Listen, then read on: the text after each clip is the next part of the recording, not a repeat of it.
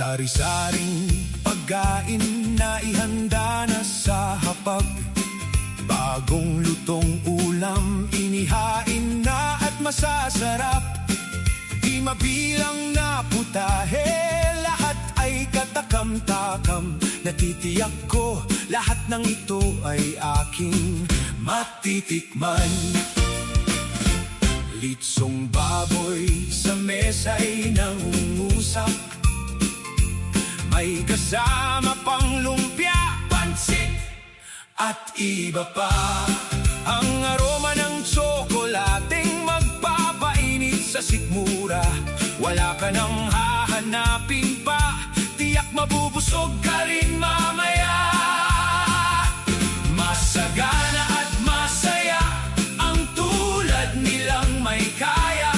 Pag Pasko'y malapiesta ang kanilang handaan. Subalit meron din namang sikmura'y kumakalam. Pinagkakasya anumang pagkaing bigay lamang. Ang diwa ng Pasko'y hindi sa dami ng handa, hindi sa mararangyang bihis o kasuotan, kundi pagpapahalaga sa may kapal at lumikha na isinilang sa mundo upang ihatid ang mabuting balita. Litsong baboy sa mesa'y nangungusap.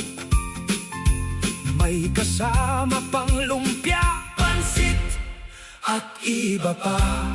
Ang aroma ng tsokolating magpapainit sa sikmura. Wala ka nang hahanapin pa, tiyak mabubusog ka rin mamaya.